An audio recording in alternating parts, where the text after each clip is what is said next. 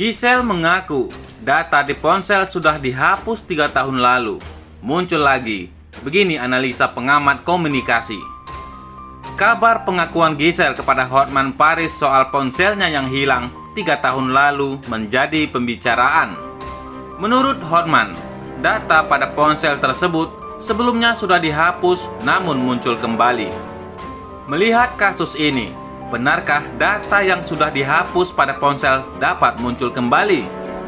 Pengamat komunikasi Idinus sekaligus Komite Edukasi Masyarakat Anti Fitnah Indonesia atau Mafindo, Dr. Agus Triyono, MSI, mengatakan bukan hal mustahil file pada ponsel yang telah dihapus secara fisik dapat muncul kembali. Menurutnya, meski telah dihapus, jejak digital pada ponsel tetap masih dapat terlacak. Bahkan saat ponsel tersebut telah rusak sekalipun, tetap bisa kembali. Meskipun handphone dimusnahkan pun, tetap masih bisa dilacak secara digital, kata Agus. Agus memaparkan, secara digital, apalagi jika file pada ponsel tersebut telah terunggah, secara otomatis akan tersambung melalui server. Hal itu membuat file yang telah masuk ke dalam sistem tidak akan bisa terhapus, meski pengguna telah menghapusnya. Di sistem tidak bisa terhapus, kecuali mereka yang memegang kendali server itu bisa menghapus. Meskipun sudah di server pun, kalau sudah banyak orang membukanya, sudah beredar kemana-mana. Misalnya, kita membuka file kita sendiri, tapi sudah masuk ke Google, ya sudah tersebar kemana-mana. Cara menghapusnya, ya Google yang harus menutupnya, terang dia. Ia lantas membeberkan ada teknologi tersendiri untuk mengembalikan file-file pada handphone yang telah hilang. Jika untuk kepentingan tertentu, kata dia, penegak hukum dapat memanfaatkan teknologi tersebut untuk melacak file yang telah terhapus itu, baik yang semula untuk konsumsi personal maupun publik. Kalau memang ada indikasi-indikasi bahwa handphone tersebut memang digunakan untuk kegiatan tertentu, bisa dilacak IT-nya. Kalau file pribadi sudah dihapus, kemudian kembali lagi, itu biasanya karena ada laporan. Ada orang yang melapor, sehingga itu menjadi konsumsi publik dan pihak berwajib punya kewenangan untuk bisa membuka. Artinya, meskipun sudah dihapus 3 tahun lalu, tapi karena ada laporan, maka tugas penegak hukum membuka bukti-bukti yang sudah ada untuk memperkuat penyelidikan, tukasnya. Di sisi lain, imbas pengakuan Giselle soal video sur, kini Hotman Paris unggah foto mantan istri Gading Martin. Sosok penyanyi Gisela Anastasia alias Giselle kembali disinggung pengacara kondang Hotman Paris Hutapea. Sebelumnya, sempat jadi sorotan saat dirinya ungkap soal video sur mirip Giselle. Kini kembali sosok mantan istri Gading Martin jadi sorotan. Ya, sebelumnya Hotman Paris lantang buka suara terkait pengakuan Giselle tentang video sur mirip dirinya. Kali ini bukan fakta baru tentang video tersebut, melainkan tentang pesona mantan istri Gading Martin. Melalui akun Instagramnya, Hotman Paris memberikan pujian akan pesona dan kecantikan Giselle. Entah ada angin apa, Hotman Paris tiba-tiba mengunggah kolase foto dirinya dan Giselle. Foto Raja Pilot itu terlihat mengenakan jas biru dengan tatapan lugas ke depan. Sedangkan Giselle tersenyum cantik mengenakan pakaian olahraga seksi yang menambah pesonanya.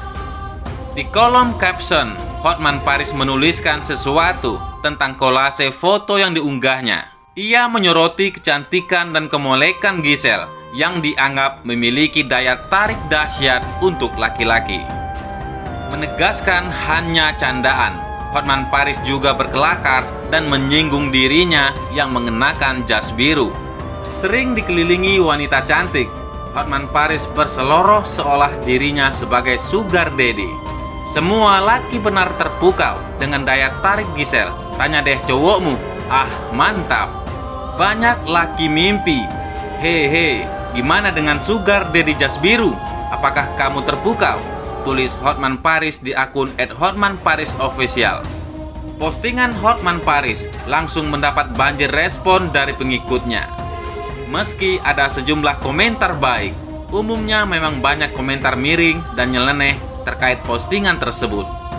Babak baru, kasus video sur mirip penyanyi Gisela Anastasia alias Gisel masih belum menemui titik terang.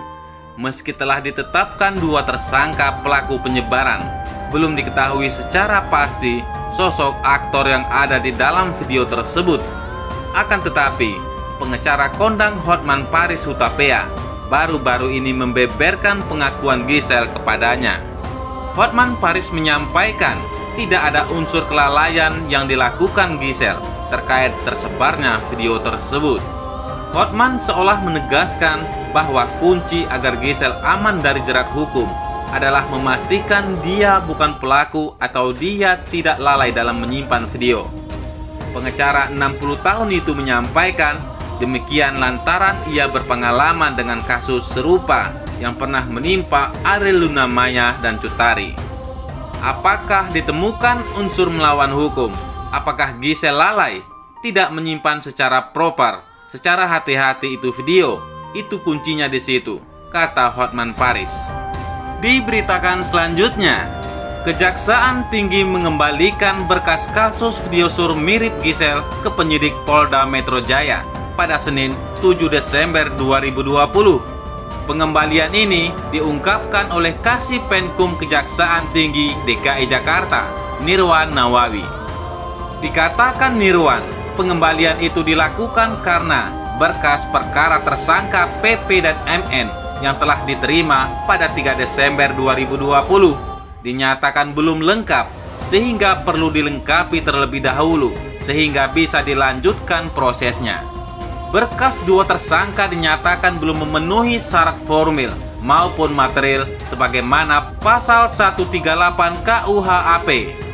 Hasil penelitian terhadap berkas perkara, jaksa peneliti berpendapat berkas perkara belum memenuhi syarat formil maupun material sebagaimana pasal 138 KUHAP tanggal 7 Desember 2020, ujar Nirwan dalam siaran pers yang diterima Kompas TV. Karena itu, kata Nirwan, pengembalian berkas itu dengan tujuan penyidik untuk segera melengkapi sesuai petunjuk jaksa peneliti. Nirwan menjelaskan, Kejaksaan Tinggi DKI Jakarta telah menyiapkan 2 jaksa peneliti untuk mengikuti dan memantau perkembangan penyidikan 2 tersangka dengan menerbitkan surat P16 nomor print 3101-EQ.1.11-2020 pada tanggal 26 November 2020. Penerbitan surat P16 merupakan tindak lanjut atas diterimanya surat perintah dimulainya penyidikan atau SPDP nomor B-1-14.2.5/2020 tanggal 11 November 2020 dari Polda Metro Jaya, kata dia. Kasus yang menjerat PP dan MN diawali dengan tersebarnya video sur mirip Gisel melalui akun Twitter.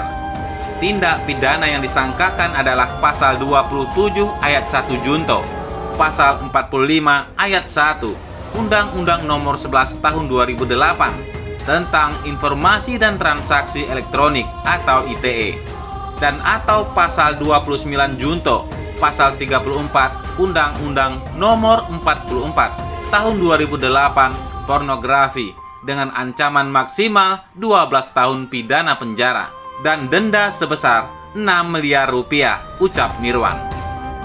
Sebelumnya, penyidik Polda Metro Jaya telah merampungkan berkas perkara kasus penyebaran video sur mirip Gisel dan tersangka PP dan MN. PP dan MN ditetapkan sebagai tersangka setelah dinyatakan terbukti menyebarkan video sur mirip Gisel secara masif. Bagaimana menurut pendapat Anda?